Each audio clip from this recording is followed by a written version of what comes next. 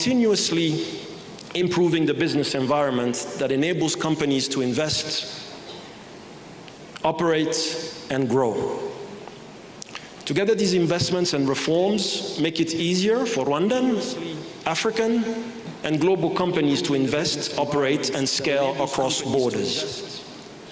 This is the spirit in which Rwanda welcomes you, as partners in a shared continental project, as leaders with the responsibility to turn ambition into action, and as builders of the scale, trust, and execution Africa needs. Over the next 2 days, may Kigali be a place of serious conversations, new partnerships, and concrete decisions. I wish you all a productive and successful Africa CEO Forum. Thank you very much.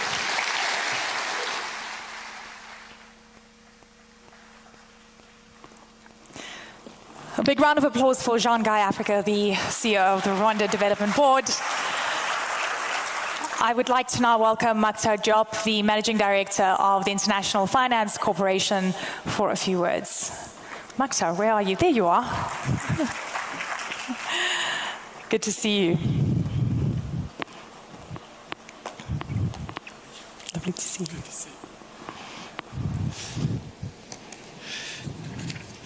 Your Excellency President Paul Kagame, Your Excellency President Bola Ahmed Tinubu, Your Excellency President Mohamed Sheikh El Ghazouani, Your Excellency President Brice Clotaire Oligui Nguema, Your Excellency President Chapo, Your Excellency President Mamadi Doumbouya, Your Excellency Vice President Ndabago Adlai, Prime Minister of Côte d'Ivoire Robert Begré Mabé, distinguished guests, business leaders, ministers.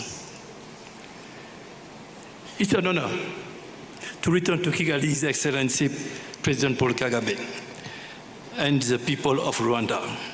Thank you for this extraordinary welcome. Kigali commands attention not only of what others say, but because of what it achieves, a vision rendered in concrete reality. I would like to thank our co-hosts, Jeune Afrique and Amit Ben Ahmed, for the work I've been doing together for the past years. If you allow me, I would like to recognize someone that I'm proud to call a long-standing brother, Sidi Ould-Tah, President of the African Development Bank. Sidi.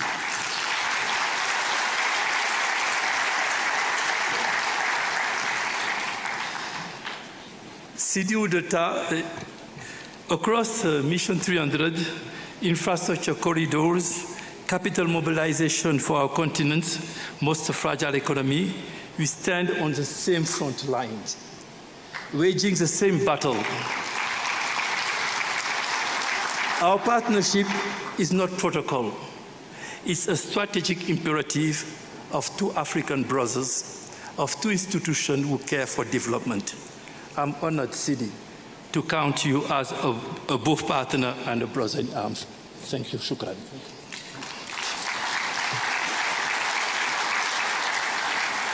We gather at a moment of profound global disruption. Conflicts spreading across multiple regions are not abstract events.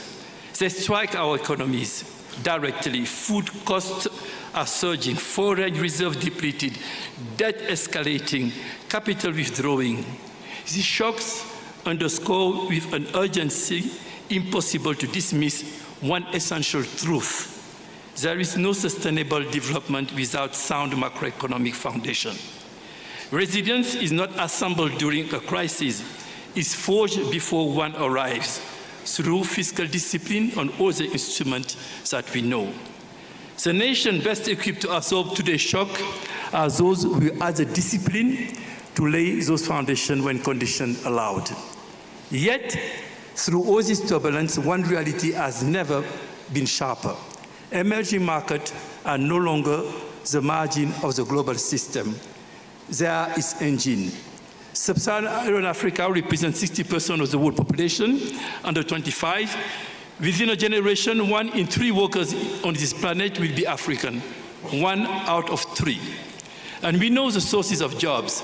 9 in 10 are generated by the private sector in developing countries. The question before us is therefore direct and pressing. Can we link African talent, its capital, its market, into engines of employment and at which scale? World Bank President Ajebanga has anchored the World Bank Group strategy around 5 priorities. Those 5 priorities come from his consultation with the head of states. These 5 sectors are engines of structural transformation capable of absorbing the vast cohort of young people entering the labor force. These are equally the defining pillars of what IFC is doing in Africa. Let me just break it down quickly for you. Energy and infrastructure. No economy industrialized without dependable power. Through Mission 300, we are committed to bringing electricity to 300 million Africans through regional grids, mini-grids, off-grid systems, and with private capital at the center of it. We need integrated energy markets that keep the light on. These are also important for economic development. We need to accelerate the participation in transmission. This is the next frontier. We are seeing a lot of people investing in generation, but the private sector doesn't access investment in transmission, which will be critical. But we need to do it with all sorts of energy. And I would like to thank and once again congratulate Rwanda for taking the leadership in diversifying the source of energy for the continent, with including nuclear as an option for African countries. Thank you for the leadership, Mr. President. Agriculture. Africa holds 60% of the world untapped arable land. Global food demand will rise by 50% over the next 3 decades. Through AgriConnect, we are channeling private sector capital money into agriculture value chain, and this from input to processing through a logistic and market access. When agriculture shifts from subsistence production to integrated chains, it generates unemployment throughout the value chain, anchor natural economies, and feed downstream industries. The goal is income resilience and job at scale. Let me turn about something which is important because it's shaped a lot of our economic history in the continent. Corridors and connectivity. Africa corridors were largely built during the colonial period for a single objective: extract commodities and move them to the coast and transform, with no industrial dividend for local populations. That logic must be buried. The Lopito Corridor, Simandu, this initiative carry a different vision. A corridor that carries raw or generates handling work. A corridor that carries processed steel, manufactured goods, generate industry, transport agricultural product, transform agricultural product, is development. This section is important. It's a decision, and we need to build on it. Corridors are not only to export raw material for Africa. They are here to create jobs and make our economy more resilient. Healthcare, human capital, and skill. Investing in health means investing in the most elemental input of any economy.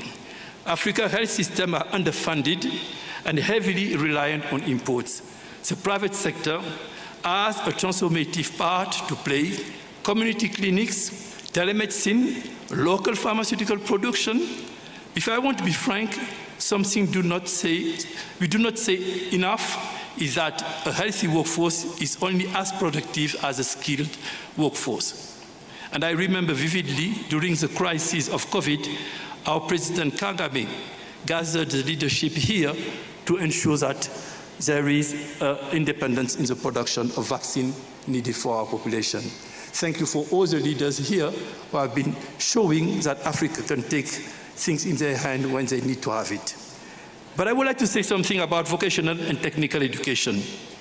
These are essential elements to development, as well as digital literacy and entrepreneurship.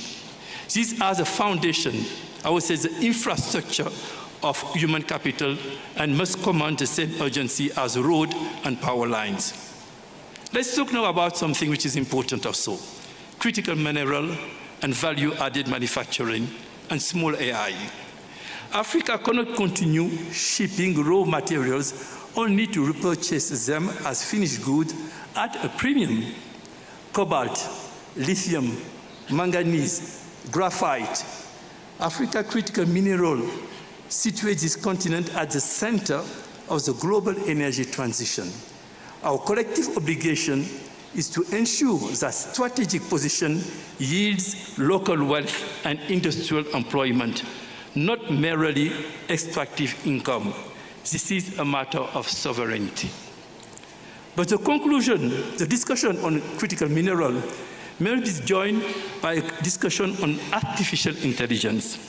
What I call small AI, precision, context-specific application built to address concrete African realities. AI tools that help a smallholder farmer in the Sahel identify the optimal planting windows. An AI system that allows a district clinic to detect malaria faster and more reliably. An AI model trained on local languages, local data, local conditions. These are not distant aspirations. They are deployable today and represent a remarkable opportunity to compress decades of development in sector where we have historically lagged. The mineral powering global AI hardware lies largely beneath African soil. It would be a historic failure of imagination if Africa provided the raw inputs for the AI revolution while remaining a consumer rather than a co-architect of its rewards. Small AI is our portal into that future, and we must step through it. Now talking about our private sector in Africa, the SMEs, the regional champion, the African capital market. In Africa, jobs are created by small and medium enterprises, and we don't talk about it enough. These first and second generation family enterprises that I saw in Guinea, in Nigeria, in Cote d'Ivoire, in East Africa, they are providing jobs and livelihood for our youth, rich communities that large corporations cannot reach. They rely on them to reach those communities. These futures hinge on one condition: integration into national, regional, and international value chain. The African Free Trade Agreement provides a legal architecture, 49 ratification, but the agreements do not generate employment. Transactions do.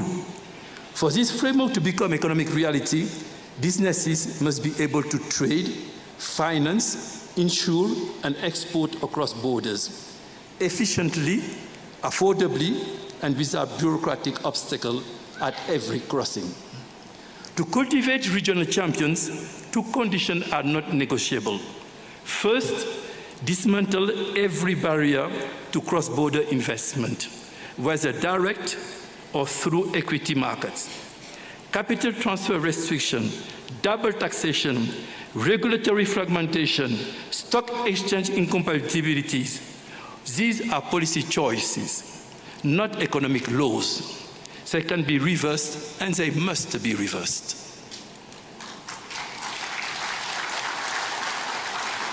Second, Africa's great national enterprises must open their ownership to African savings. African pension funds, sovereign wealth funds administer hundreds of billions of dollars. That capital exists. What is absent is the infrastructure to deploy it across borders into productive enterprises at continental scale. When companies list or open tranches to local institutional investors, they retain savings that currently drain our continent. The exchanges of Casablanca, Lagos, Nairobi, Abidjan, Kigali, or Joburg have an indispensable role. African savings must finance African growth.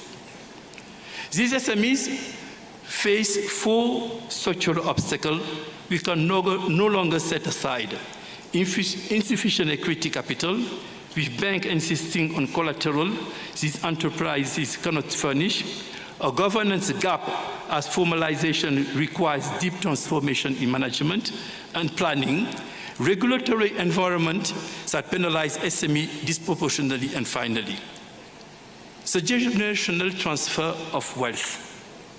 The silent crisis of African entrepreneurship, past the second or third generation, the overwhelming of African family business vanish. This is not merely a family loss. It's an hemorrhage of economic capital, institutional memory, and employment that reverberates across the entire community. I direct an ambitious appeal to researchers, sociologists, business schools, and African international alike. Treat these as a serious domain of inquiry and research. The roots are as sociological as they are financial, family structure, inheritance norms, succession disputes.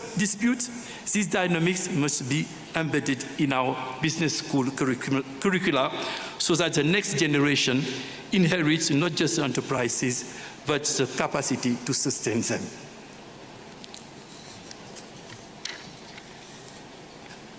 I want to say that our institution, IFC, will be transforming.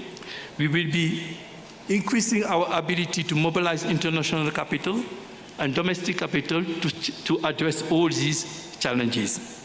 And the local champion for us are at the heart of our initiative. We have mobilized and invested $14 billion in 2025 in Africa, and we will continue doing that and accelerate that path. So now, let me conclude by saying the following. The talent is here, the capital exists, the ambition in this room is undeniable. What has been missing is execution at scale. The kind of scale that turns energy into factories, factories into jobs, and local enterprises into continental champions. This decade must be the one where Africa stops exporting its potential and starts delivering its performance. I need three things. First, commitment and concrete. Not a letter of intent, not another memorandum that collects dust in a drawer, an investment decision, a structured partnership, a first disbursement before the year is out. The time for deliberation is behind us. The time of action is now.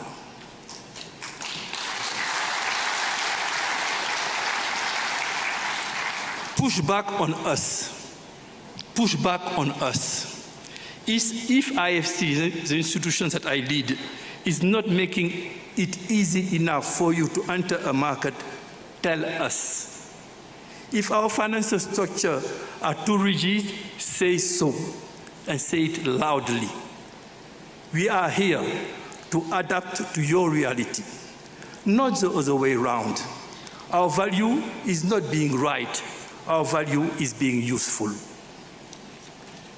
Let's play it on the long game. Emerging market reward conviction and patience. Every investor who has built a durable position in Africa is one who refuses to retreat when volatility strikes. So let me say a last sentence before I end. Africa has never lacked potential. It has never lacked vision. What has too often been missing is a collective will to act. Together, now, without waiting for permission from history, that changes today. The arc bends not because the world wills it, but because we do. Africa is not a frontier market waiting to be discovered. This is a defining growth story of the 21st century. The question is no longer whether Africa can deliver at scale. The question is whether we will have the courage together to rise to the scale this moment demands. Thank you.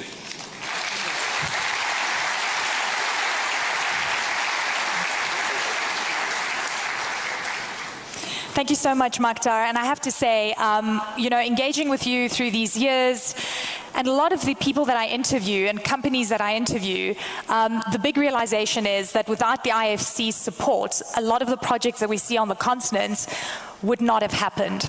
So the work that you're doing at the IFC and the IFC as a whole has been such an important part of the African growth story and mobilizing capital. And then importantly, such a big supporter of the Africa CEO Forum over the years. And without you and the IFC, a lot of what we see here today would not be possible. So please, ladies and gentlemen, a round of applause for Maktar Diop. Having you at the helm of the IFC has been an absolute blessing for all of us here in the room, so thank you, sir. I am honored now to welcome His Excellency the President of Rwanda, Paul Kagame. So please join me for a fireside chat.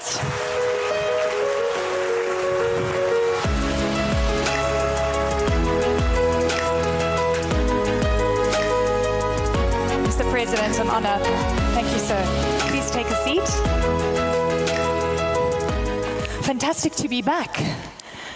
You're welcome. Thank you. I always feel very welcome here, and it's interesting to come at this time in the world. I mean, we've seen so many cycles, but I have to say, possibly nothing like this has ever happened in the global economy. And I'm wondering how you are looking at not only the short-term trends, the long-term trends, but also, we know the old adage, within every crisis there's always opportunity. And there's a lot of agency on the continent that we haven't seen before. So how are you weighing things up, and what do you think the moment calls for the African continent and for you in Rwanda? Well, thank you, Eleni, and welcome to Kigali. But let me take this opportunity to welcome and thank each one of the leaders here, heads of state, vice presidents, prime ministers, senior executives of different industries. I want to welcome you to Kigali and thank you very much for honoring our invitation and being here with us.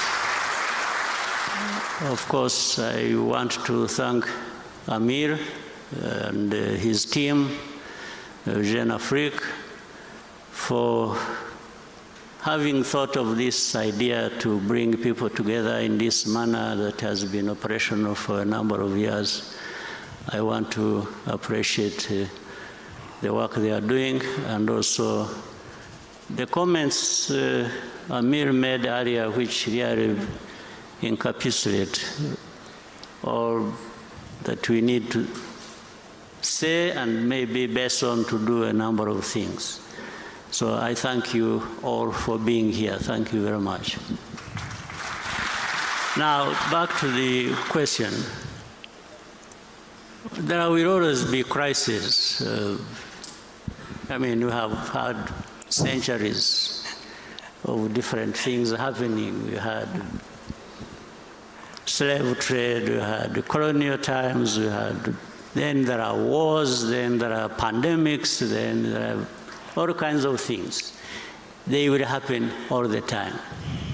We just, it's a matter of time, and there are these cycles that, so we are in a different cycle now that is driven geopolitically, and we have to contend with that.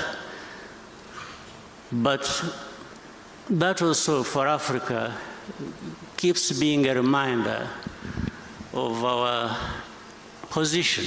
Where do we stand in this global positioning? And we have had many people contribute ideas and very accurately educating us what we need to do and what we need to be thinking about. But we can't stay there. We need to learn from this. We need to shape what we are doing for ourselves, and action should lead us in the right direction and how to deal with these crises. So But for Africa, let me say, we have to leverage our competitive advantage, and there are a number of them. So why is Africa always at a disadvantage? When you look back, you see where Africa has been lacking this or that. But really, why, when we have almost everything? If you look at in the area of green energy, and this continent is home to 60% of solar potential. 60% is home to that. Africa is home to that. Then if you look at the critical minerals that talked about, all of them, or the majority, are on the continent for making batteries and so on and so forth. And different powers are fighting over that. But Africa, that has a lot of that, is silent or losing most of it cheaply to those who have the power and have know what they want to do. Look at human capital. In terms of human capital, Africa has abundance of that. In fact, whether maybe by now already or in a few years to come, Africa will be having the largest middle class in the world. So how can we have these resources and then we are here wondering how to overcome some of the challenges that are brought by the geopolitics that we talk about, or the crises that we see happening in every. So we need to come together and do something about it. It's doing something about it. The rest we know. And Amir earlier on was talking about what we lose by not doing a number of things. I think we lose a lot more even by not doing what we have to do. And it's a really important point. It's time of action. And I have to say, you know, when you mention pandemics, there was a wake-up call, and we've seen so much shift and change. But, you know, watching what's been going on with the way African leaders have been approaching bad deals that are getting on their table. I mean, Zimbabwe, Zambia, as well as Ghana, saying no to mineral deals because it was about extraction in return for healthcare programs and so forth. And frankly, I'm sure a lot of you in the room know that you've been very vocal about the kind of bullying tactics, the coercive tactics that have been used by the West, specifically the US. And at this point in time, we know that Africa is still being viewed as a place where people can extract, but African leaders are saying no. Also threats about sanctions consistently, not only against African nations, but other countries. Rwanda yourselves are dealing with US sanctions since March this year with the issue regarding the DRC. Take me through how you're dealing with this new geopolitical tension where there's a belief that might is right and the big can control, you know, everyone else. Well, it's a crisis in a sense, but brought about by the same thing, Africa not leveraging our capacity, our potential, our, you know, energy of the people of our continent is just locked out there. And it's a situation where the powers that be are holding a whip in their hands. They're using a stick to beat up whoever they want to beat up in order to, they are no longer even hiding it. It's just in the open. It's like in the situation you're talking about, we have in the region of Congo and the other crises that also, in a way, involve Rwanda and other countries in our region. Yeah, sanctions, one has, first of all, are they justified? And it is not just in this case of Rwanda, but in other cases. Sometimes sanctions are just applied in a case of the one who provides less than the other. Yes, so it goes in the favor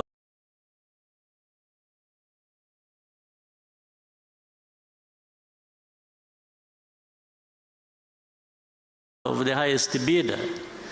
When somebody knows they will extract more from a certain place, they will be more favorable to that place, even if they are the ones in the wrong. Do you believe that all roads lead to mineral deals? Is that what you're saying? I mean, it is in the open. I don't have to say much. And in some cases, it operates like in the very old days. There is a lot of cynicism in this. In the old days, the kings and so on and so forth used to give their in-laws, their children, powers to say, go and control something somewhere. And that's happening today here. Yeah.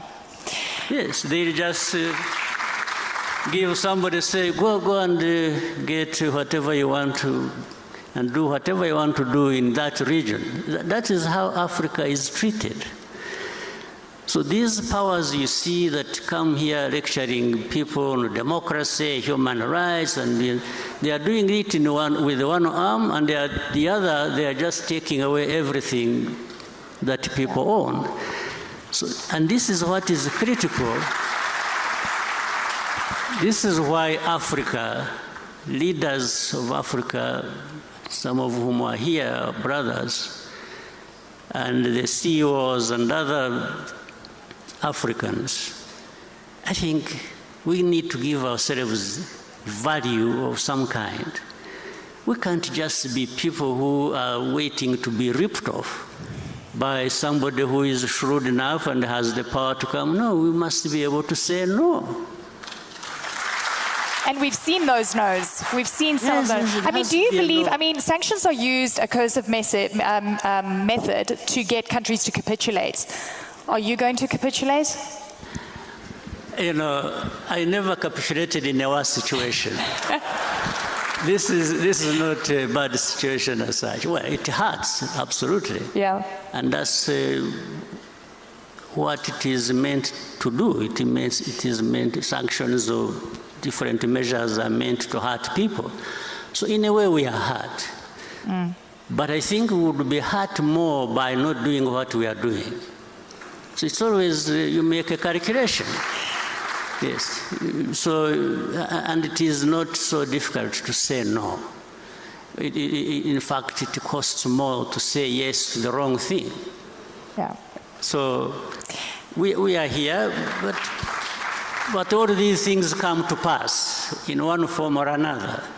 Even those who have been given the gift of messing us up, one day they will not live long enough to see the gains from exploiting people or doing unjust things. So I think each one of us, countries in Africa, and mainly and most importantly together, there is a lot we can do to raise Africa, to raise ourselves to the level where it should be, and don't mind about these powers that think they own the world and the heaven and everything else.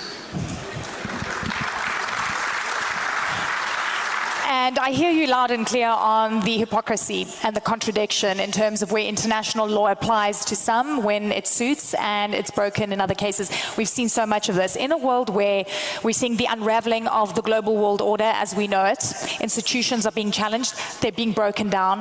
What is Africa's role, do you think, in this new world? Because it feels like it's never going to be the same again.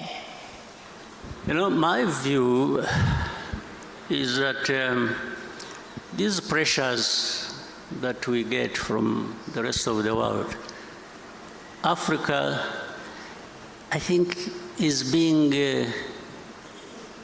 reminded to wake up. So the pressures are not entirely bad. I think they force Africa to look within for what we have to actually do what we need to do to find a good place for us in this world of those injustices and other challenges. So Africa looking within, and we have a lot to bring to bear on dealing with these challenges. I think we can succeed, but above all, we need to work together and move away from saying what we know, because there is a lot we know and there is a lot we talk about, but we need to do a lot more based on that. The private sector, I want to talk about scaling up or failing.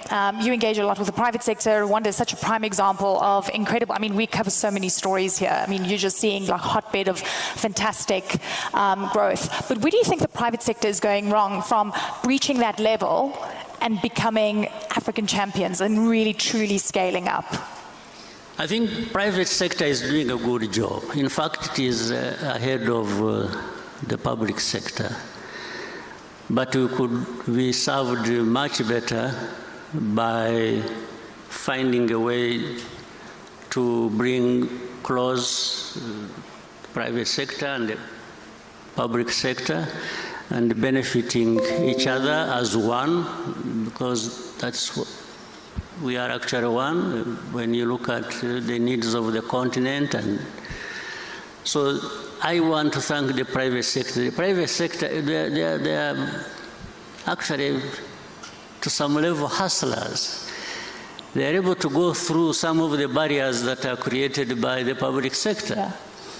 But if those barriers were not there, the private sector would be far ahead of where they are, and along with that, the continent also would be ahead of where we are. So my call to all of us is for really coming together, the private sector, the ways of how they could conduct business, I think, have been very elaborately put by Amir in the presentation you had with him earlier. And those of us in the public sector need to fine-tune our responsibilities towards allowing the private sector to be the engine that they are and should be, and all of us would benefit. I think His Excellency just gave all of you a compliment. He called you hustlers. He says you're doing things better than the pipe. Yes, give yourselves a round of applause. Mr. President, you're so, so encouraging always. I've got one other question, and I want to talk about, when I wake up in the morning and I have to check, can you believe social media to get an understanding of what leaders are thinking? And a lot of the time, it lacks decorum. It's shocking. You guys know who I'm talking about, right? Yeah, I don't have to say it.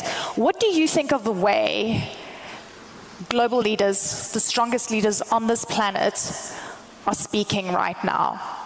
I'm sure do you wake up and check what people are saying, on social media? Do you get shocked? What shocked you the most? There's a lot. I have become immunized to shocks. But social media is very interesting. It brings equality in some sense. of presentation of ideas and feelings, and it has really, media has been democratized. I think it is important. Everyone can express themselves and they will be heard.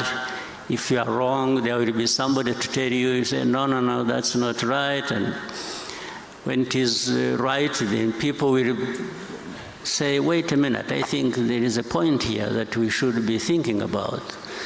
So it has been so open that we have gone beyond having this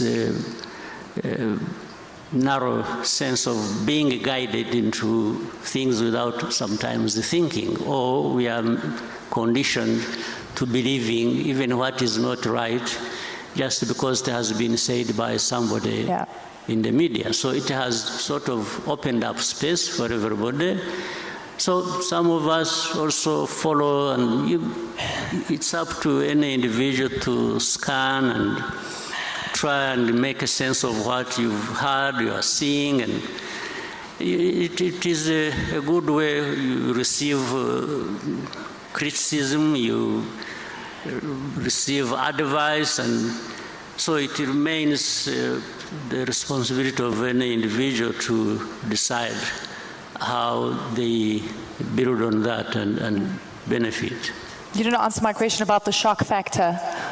Are you shocked by some of the things you see? I'm not, I said I've been immunized. Immunized, okay. I'm not shocked about I understand where the world we live in. Yeah, it's changed, right? It's completely different. Yeah, for the 30-something years of my life, in the last 30 years, if you look at, I think, we come to understand there will be things that would otherwise be shocking, but they don't shock because we have been there. That's true. Mr. President, final word. What do you want people to walk away with from this forum as we say goodbye?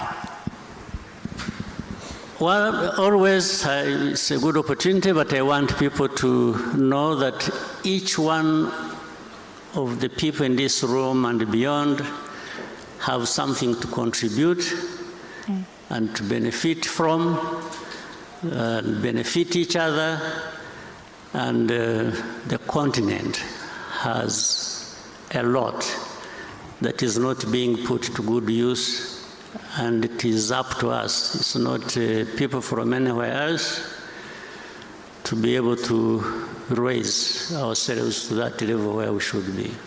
Ladies and gentlemen, please help me thank His Excellency the President of Rwanda, Paul Kagame. What an honor to speak to you, sir. Thank you so much. Thank you very much. Thank you. Thank you. Thank you so much. Always inspirational, always insightful. And by now, a lot of you will know that I've been advocating for you guys to stay a couple more days. You need to go and see the gorillas. Has anybody done that? Like only like 4 of you? You need to book it right now. Ladies and gentlemen, there's going to be Africa CEO Forum ikaba imaze gutangizwa, aho mu ijambo rye Perezida Kagame no muri iki kiganiro amaze kugira yagaragaje ko ibibazo isi igenda ihura nabyo bikwiye gusigira isomo umugabane wa Afurika, ari naho umukuru w'igihugu yagaragaje ko Afurika igomba kubyaza umusaruro umutungo kamere ifite ndetse n'ingufu z'abari mu myaka yo gukora ari rwo rubyiruko, cyane ko ari bo benshi. Rero ko hano hakenewe guhuza imbaraga nk'umugabane. Umukuru w'igihugu kandi yagarutse ku gitutu giterwa n'amahanga ko gikwiye kwibutsa Afurika ko ariyo ikwiye guhagarara ihamye mu kwihangira ndetse no kwigira mu bikorwa byayo bitandukanye. Rero gahunda n'ibiganiro bya Tezo Rwanda birakomeza. Je nari Adams Kwizera.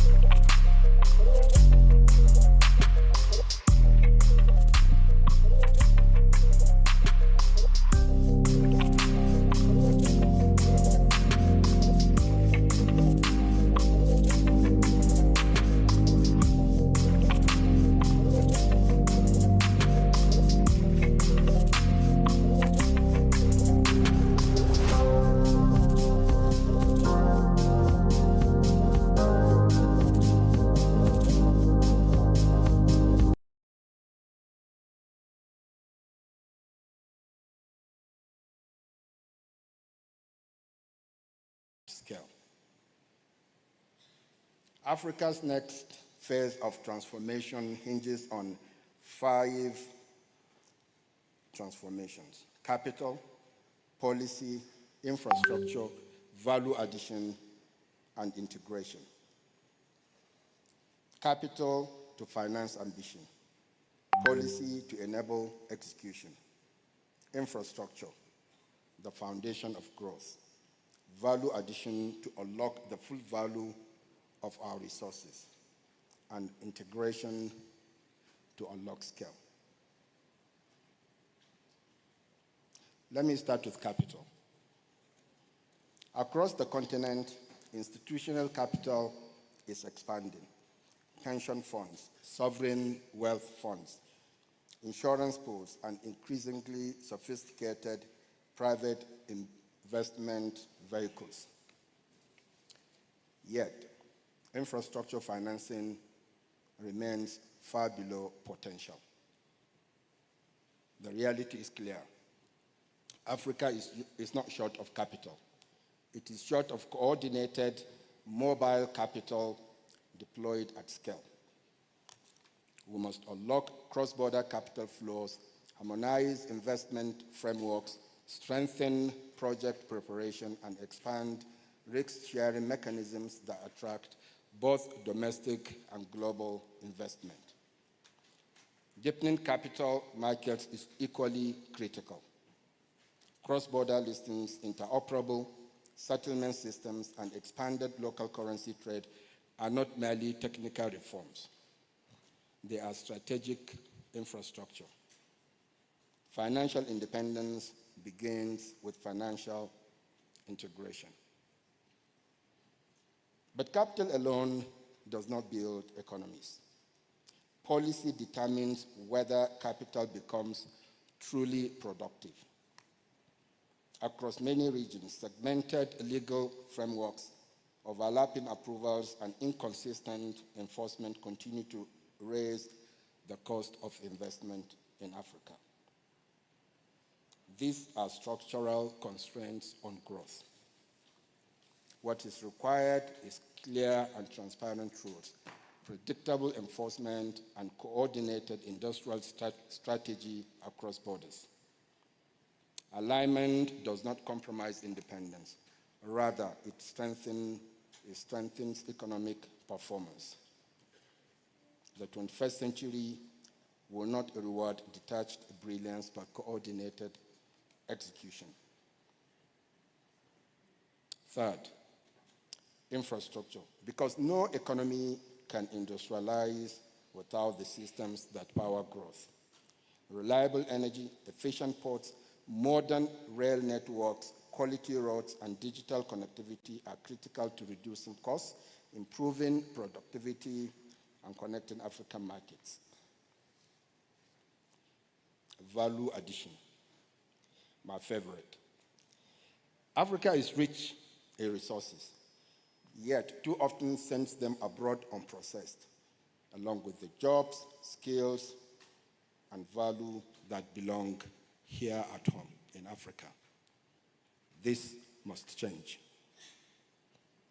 Why export iron ore when we can export steel?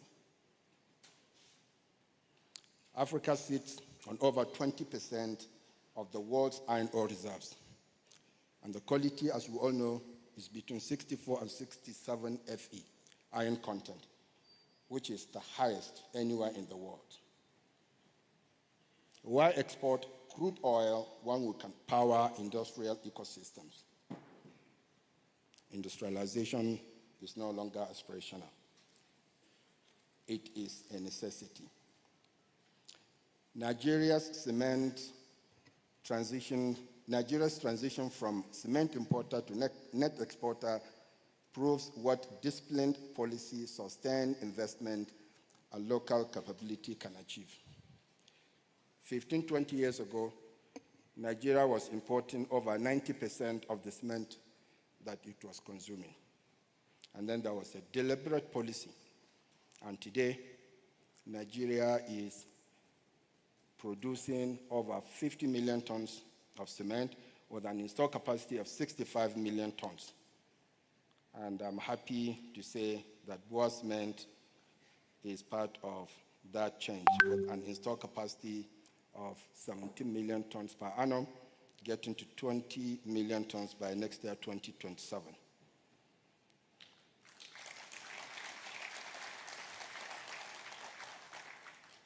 Again, global disruptions in energy and supply chains have reinforced a simple truth.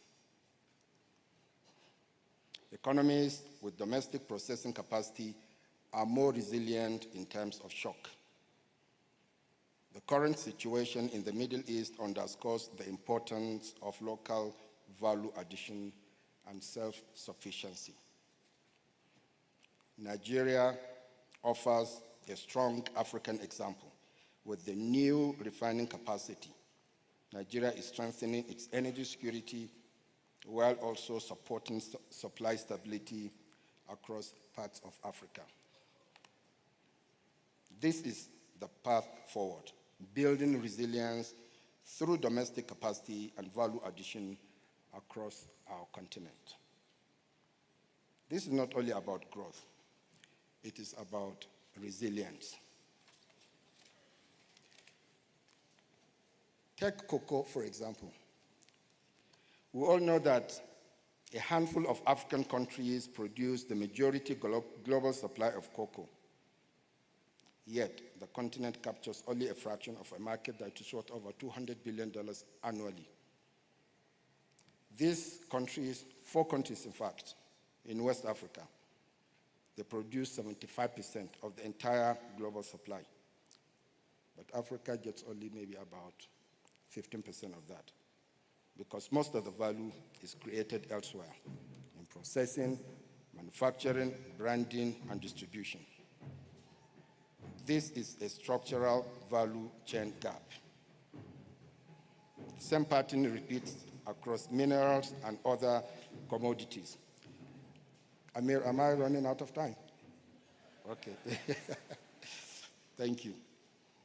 Africa has over 30% of the world's minerals, but adds little value. So when raw materials leave without transformation, value lives with them. So if Africa is to grow at scale, it must shift from commodity exports to integrated industrial value chains. Value addition is the pathway to jobs, technology transfer, and long-term resilience. Ultimately, integration is what turns potential to scale. And at the center of this effort is the African Continental Free Trade Area, a market of over 1.4 billion people across 54 countries, one of the most ambitious integration efforts in the world.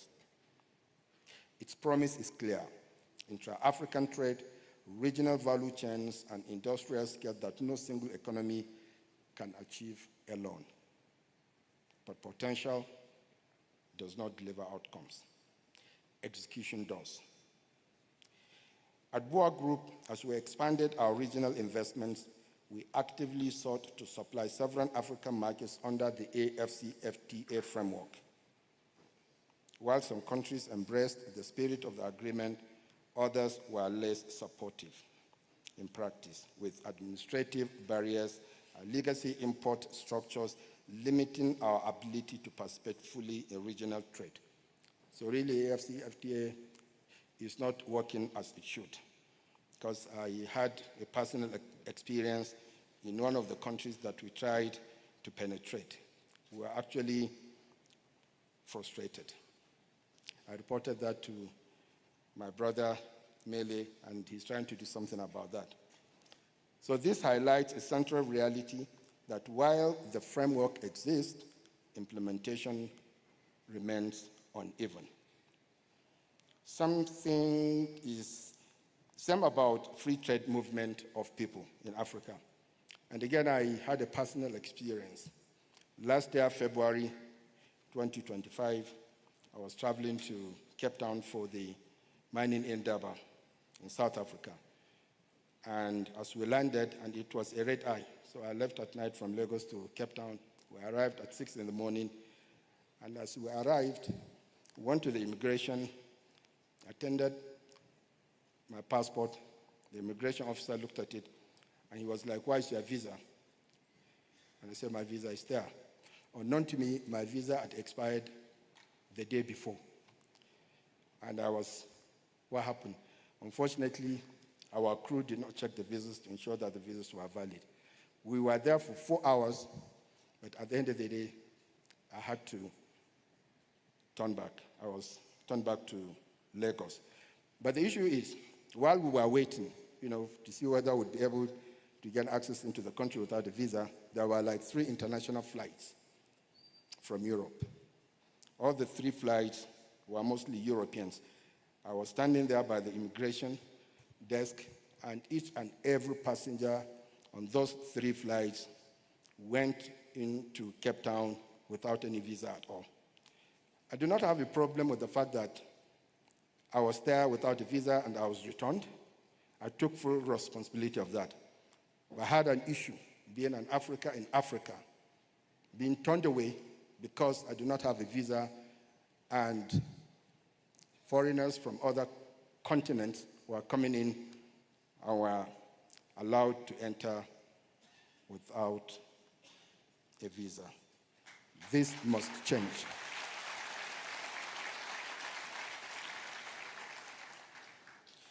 So frameworks like the African Continental Free Trade Agreement provide the foundation, but impact will come from what you build on top of them. Industrial corridors linking production hubs, digital customs systems reducing border friction, efficient ports and logistics networks, and cross-border energy infrastructure. Integration must come from declaration to real economic reality. Your Excellencies, Africa does not lack ambition. What it has lacked is coordinated execution at scale.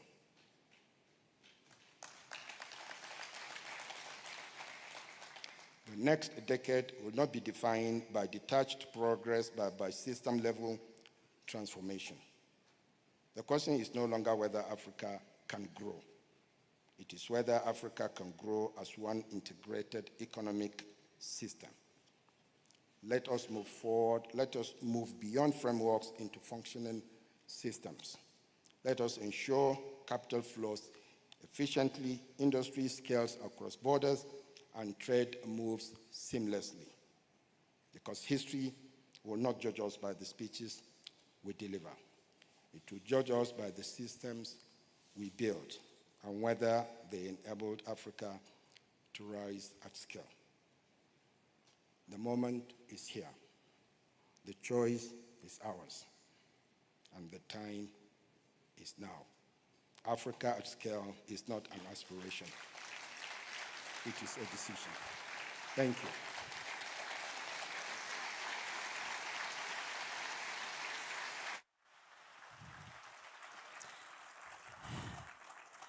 Samad, thank you so very much. Brilliant to hear from you. We are about to start our next session. We're just doing a little bit of a stage change. In the meantime, I forgot to introduce myself. I'm Eleni Jarkos. I'm an anchor and correspondent at CNN International. If you miss CNN, there's a massive screen in front of the pool area. So if you think you're going to relax at the pool, you get to watch breaking news at the same time. And we know the current state of the world.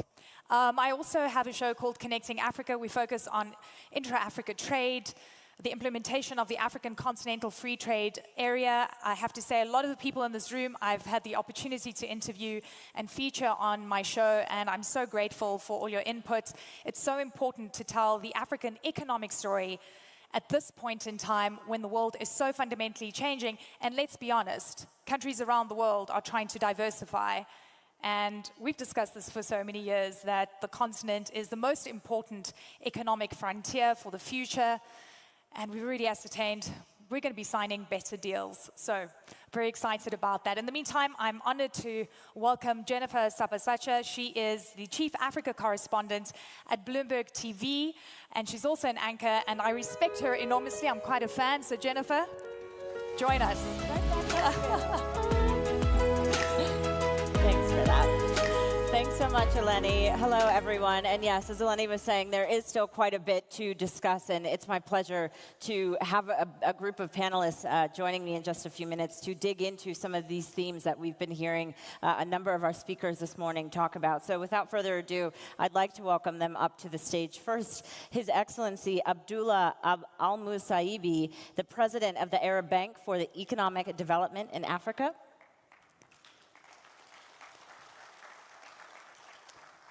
We also have Ethiopios Tafara, Regional Vice President for Africa at the IFC. Jean-Pascal Tricois, Chairman for Schneider Electric. Hi. And finally, Mary Ann Musangi, Managing Director of Heiko Industries. Please welcome my panelists on stage.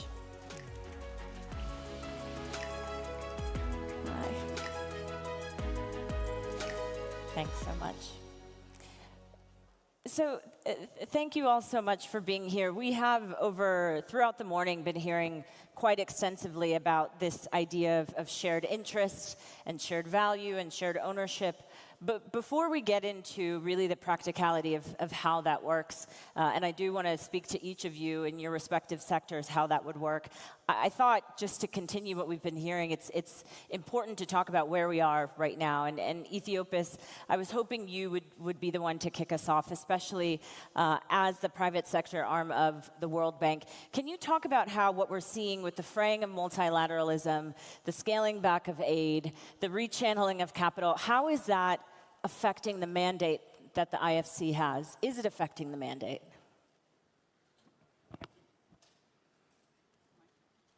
Oh, the mic's right here.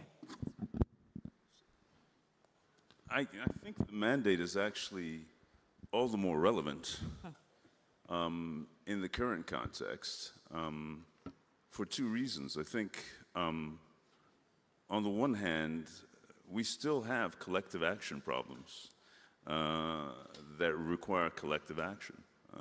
Just look at what's going on with respect to the hantavirus, right? This is a problem that's going to require a multilateral solution. And the same is true with climate change, the same is true with migration. So I think multilateralism remains a very important vehicle for addressing the challenges that the world faces. But also, you know, we've heard about this renewed approach involving the pursuit of national interests. And you have a number of different national interests that come to bear. Somebody has got to find the common ground, right?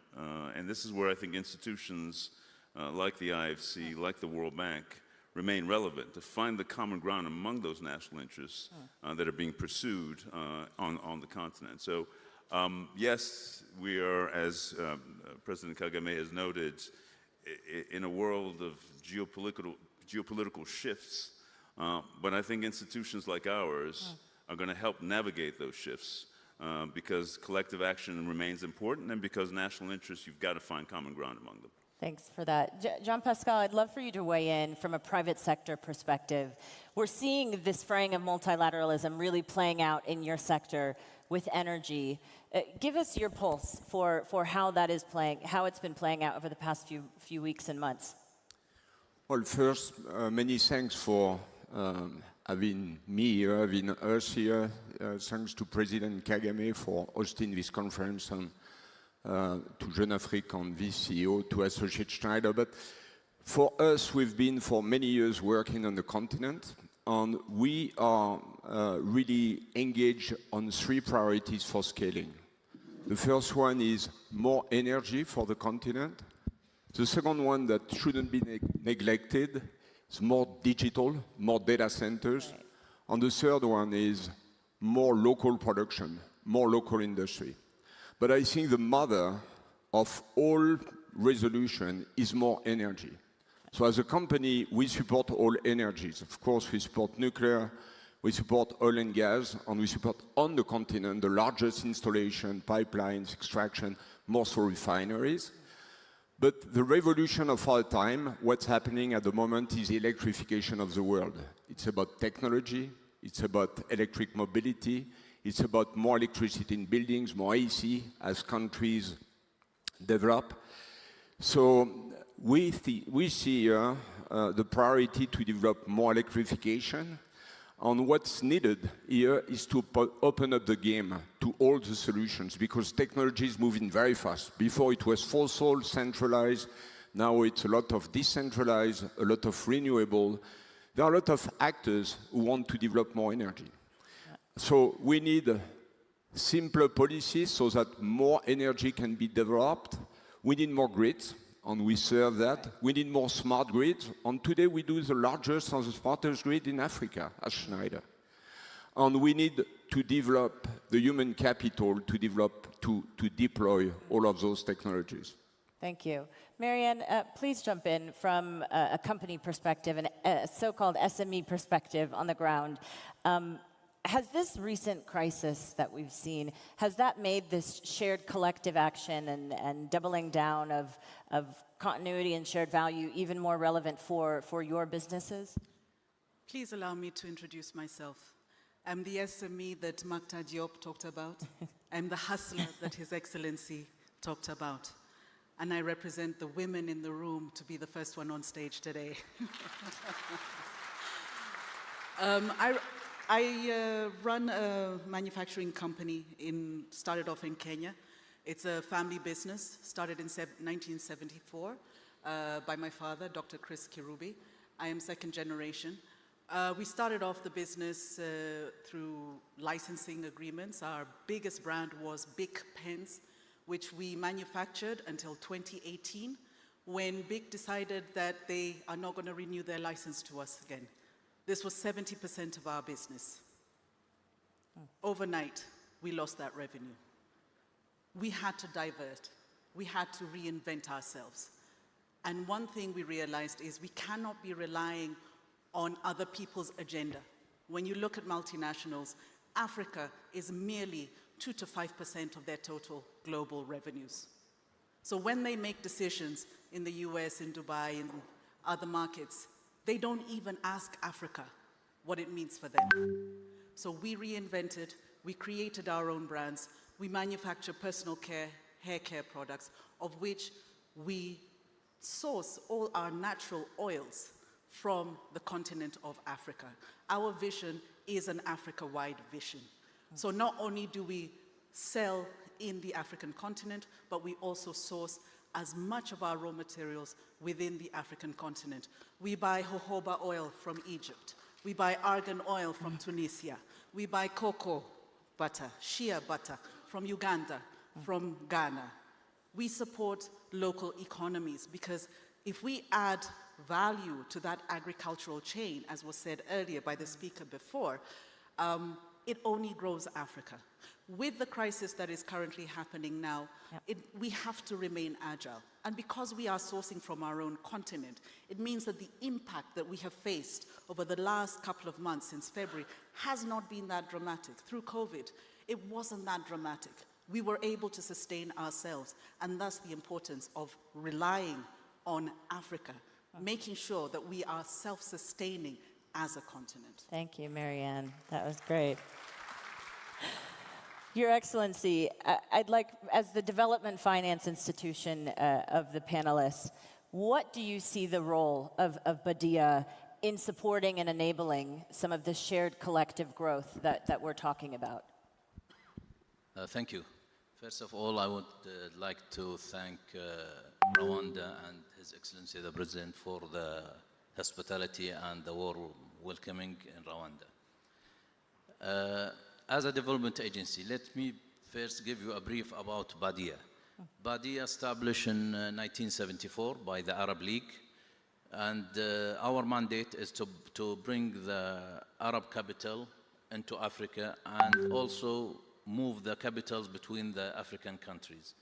And for that, we work in 4 pillars: private sector, trade finance, public sector, and grant and technical assistance. And as an development institute, we have a group called the Arab Coordination Group.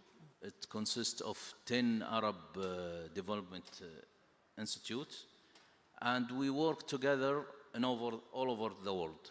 But in my case, as a Badia, as an institute work in Africa, we coordinate with them to bring capitals and to work with big projects in Africa. And as a Badia, my role is to see what Africa needs and how we can help them. And we have many ways to help them, but the main idea that if I entered in any project, I will bring with me every dollar I put, I will bring $4 to $5 or maybe sometimes $6 in this project. So our main purpose is to find the right projects and bring our sister institute to invest and to bring the capitals from the Arab world to Africa. Let me ask, has that changed or needed to evolve a bit since February? Well, of course it's changed. Now Africa needs more. We have to put more money because we have to give them, as you know, they need fuel, fertilizers, these important things. Most of it comes from the Gulf region. And as you know, the Gulf region is now closed and it's just start working. So they need, as an area they closed, they need to buy from other places.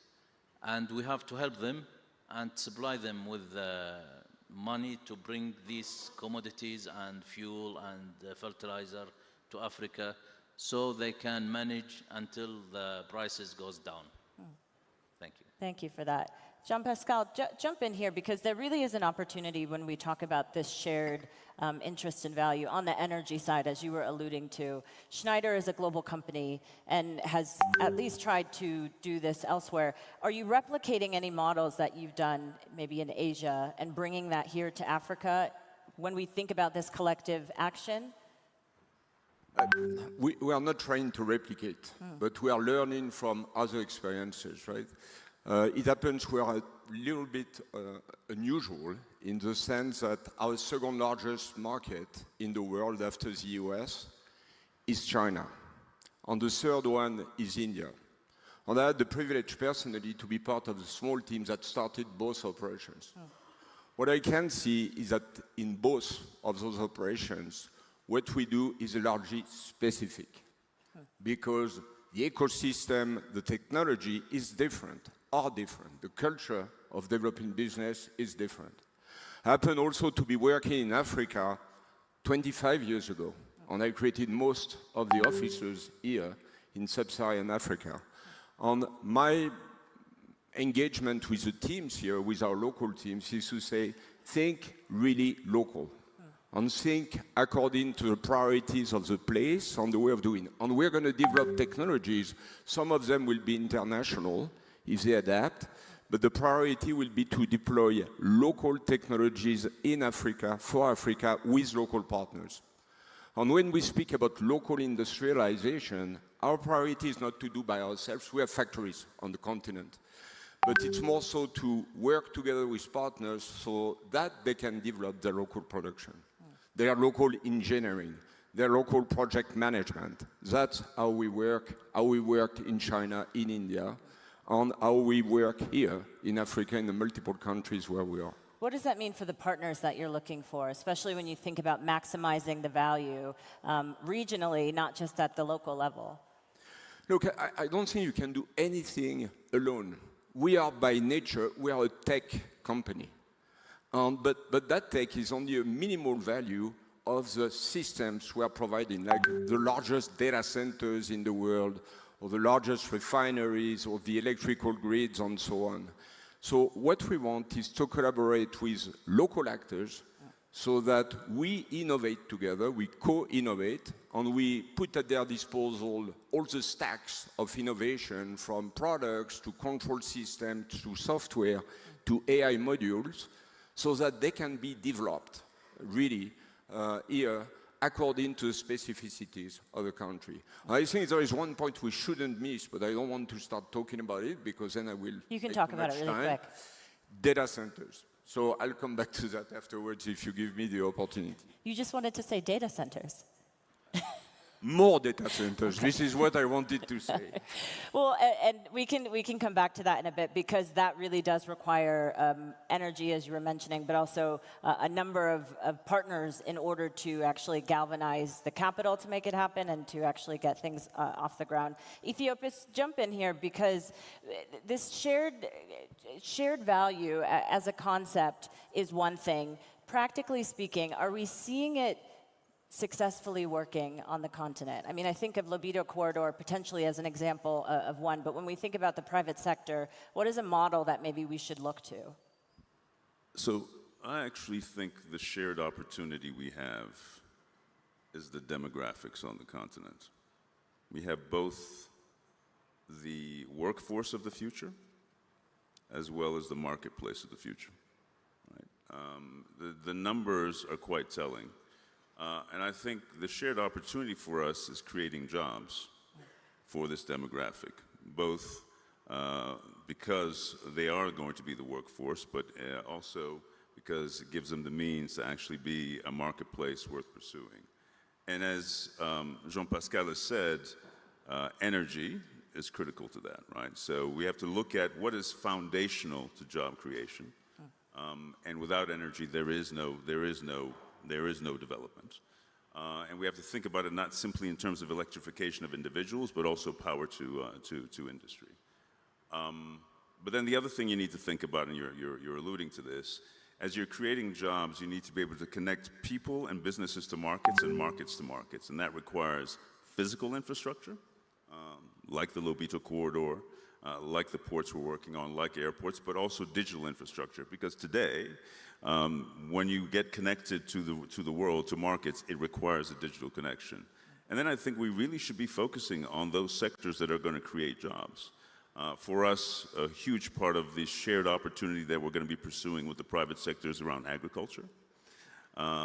Some of it's going to be around SME finance, given that 80 to 90% of jobs in any marketplace are created by SMEs.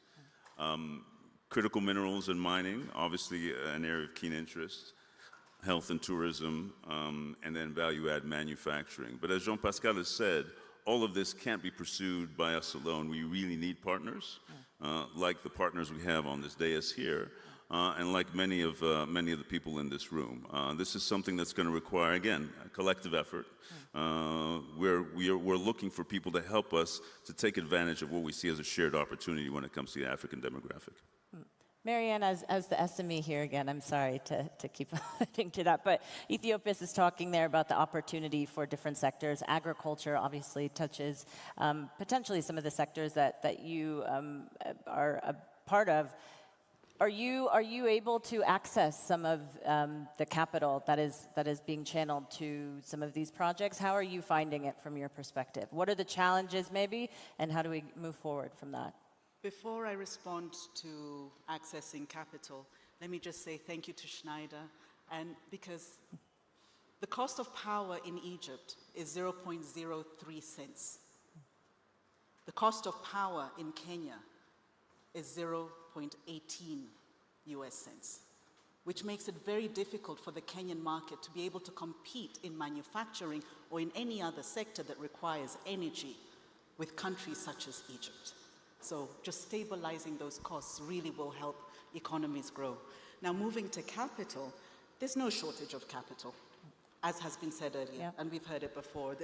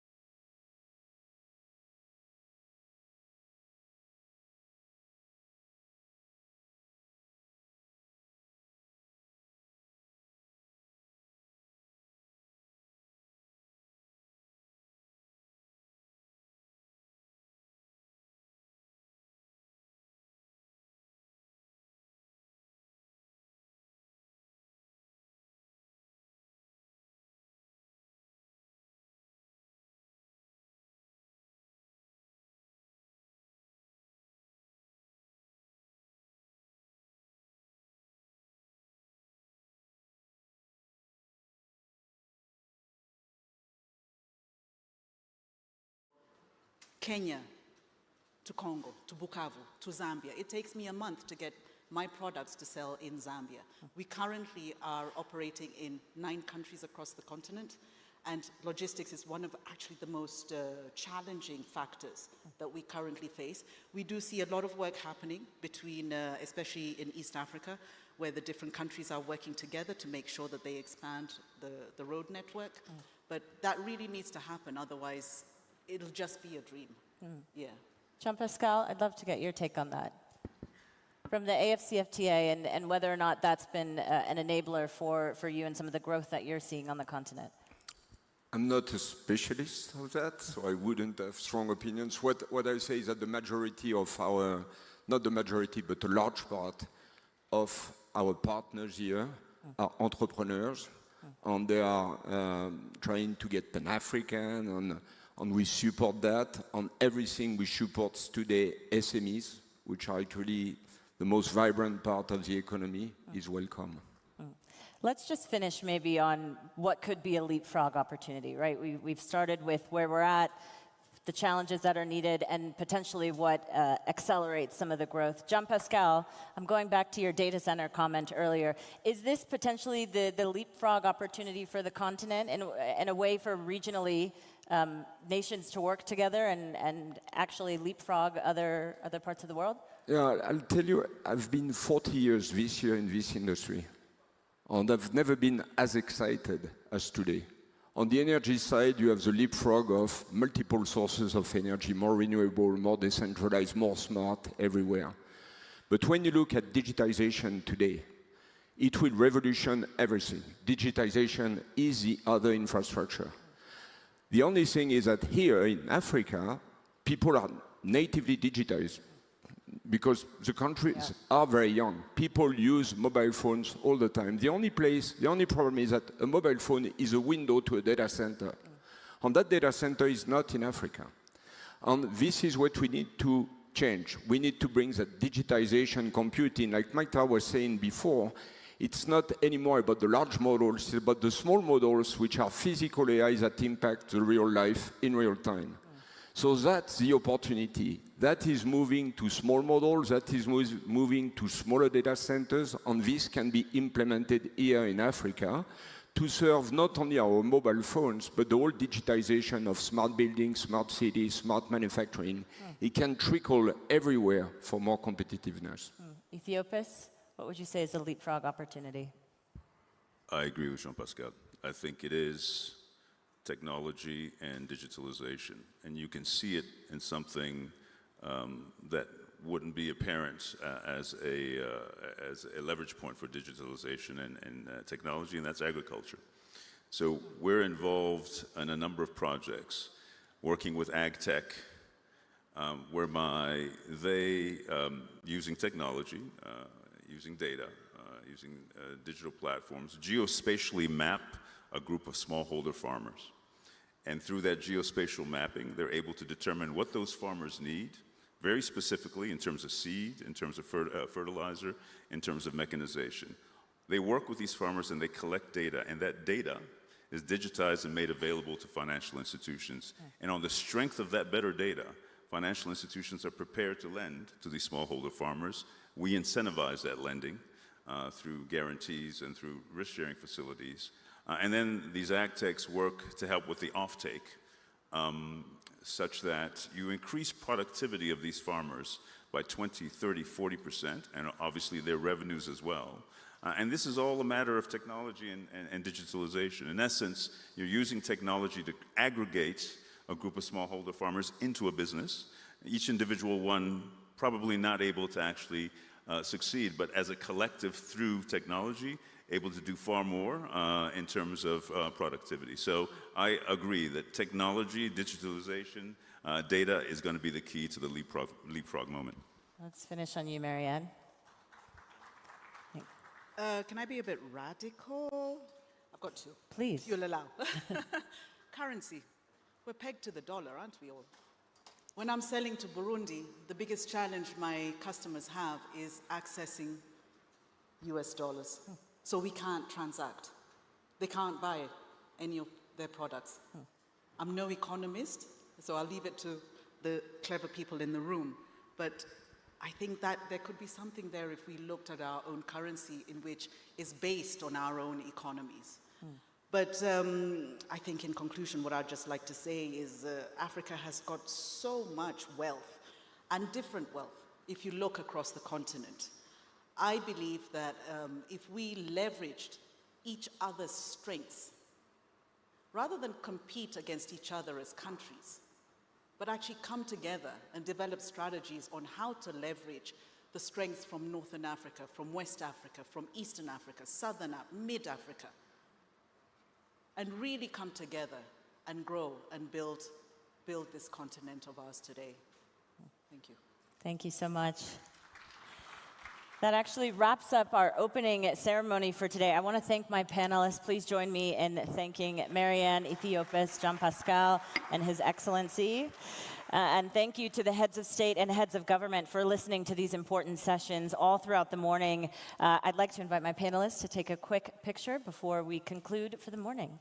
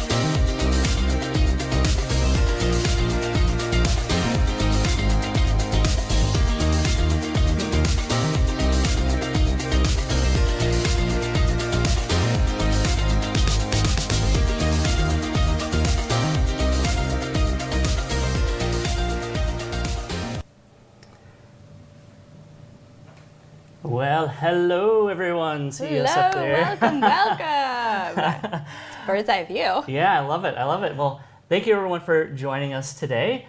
My name is Devin Knight. This is our Beginner to Pro, Power BI Beginner to Pro Learn with the Nerd session. We do this usually once a year or roughly once a year. Yeah.